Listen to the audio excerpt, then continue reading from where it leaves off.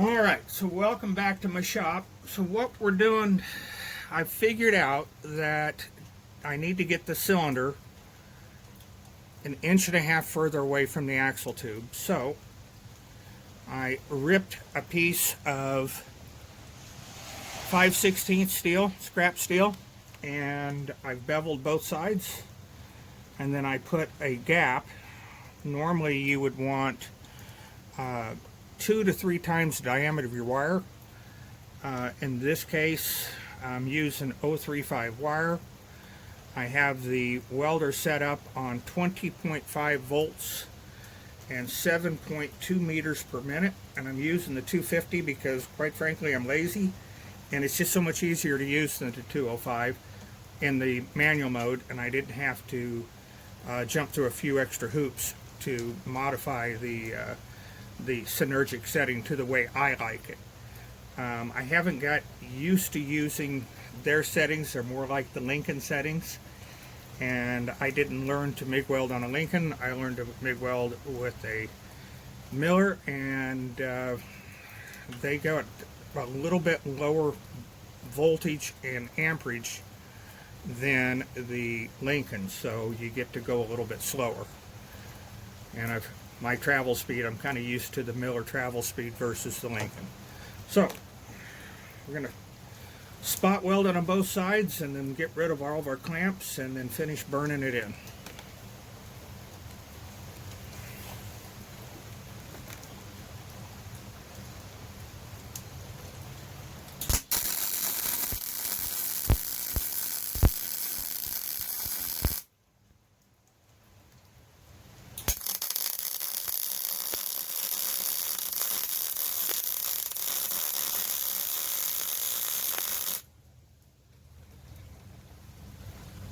Alright.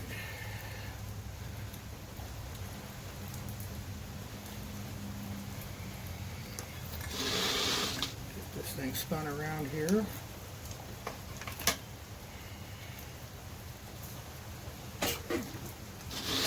Spot weld the other side.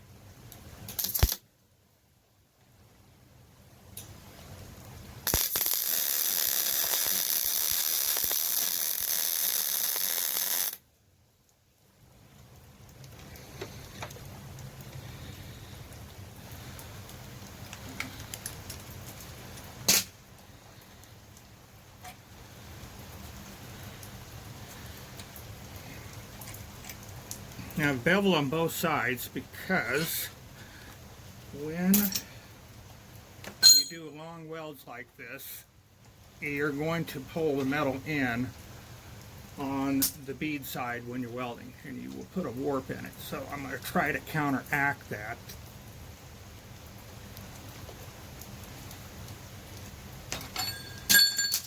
By putting a bead on both sides, which is going to make it stronger anyway. So, let's see if I can hold myself steady enough to do some long beads here. Here we go.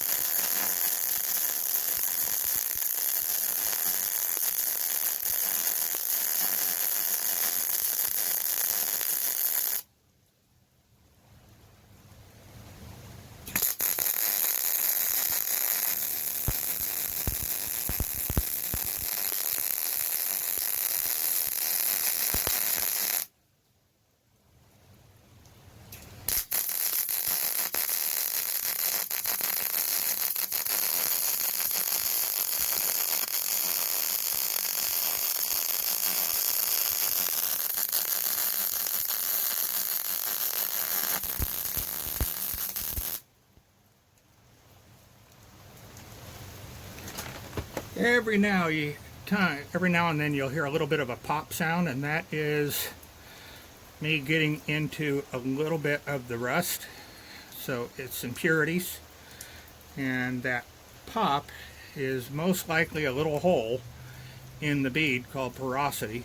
And if you hear that a lot of popping, then you need to stop and clean up what you're doing, because you're not going to have a good weld. But getting one of those every now and then is not going to create too much of a problem.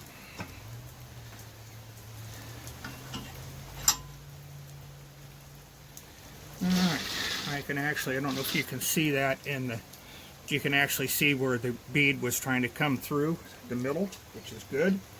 That means when we lay this next bead, we're going to have a full penetration weld.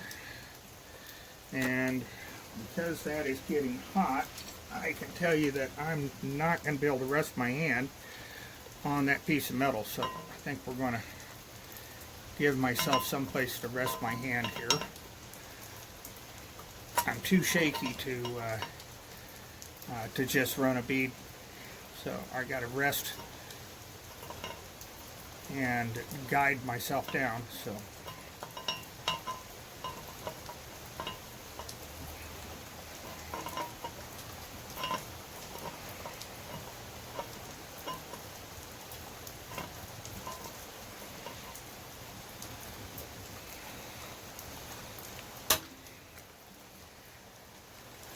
yeah, I'll try to burn this in on the other side.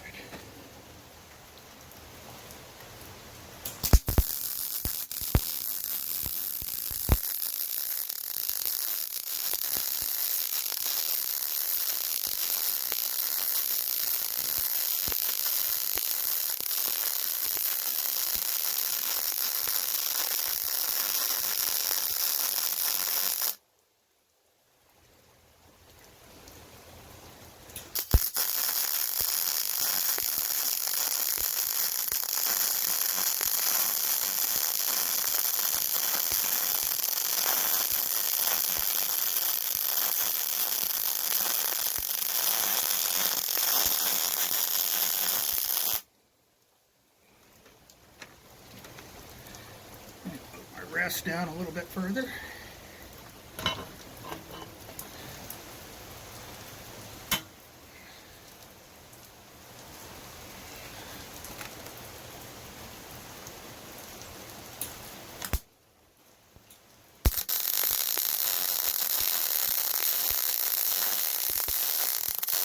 I remember correctly, it's actually Jackson 5.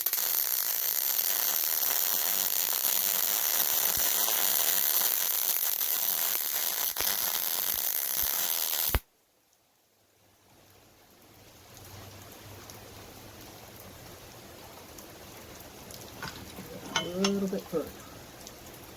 Just wrap this up.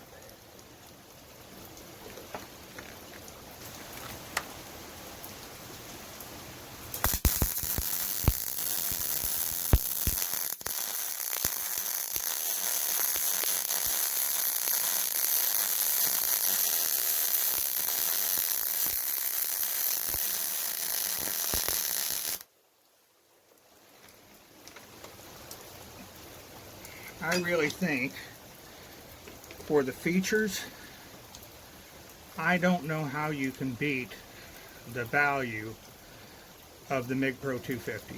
$499, 250 amps. You get the ability to go to manual mode, and that's also where you would use it for welding aluminum. One of my friends who bought the 250 has been welding aluminum with it, and it is doing really well. He sent me some pictures and some video, and I may see if I can use some of his video, but it does work. So anyway, but as far as just an easy welder to use, this is a very, very easy welder to use. Easy to set up. They're light, lots of power. So I had somebody recently ask me, can you spray arc with this welder? And the answer is yes.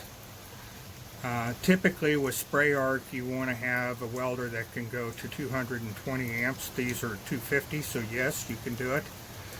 You're running a stick out a little bit further. Now what the amperage and the volt settings are for spray arc, I don't know, because I don't typically weld in the spray arc.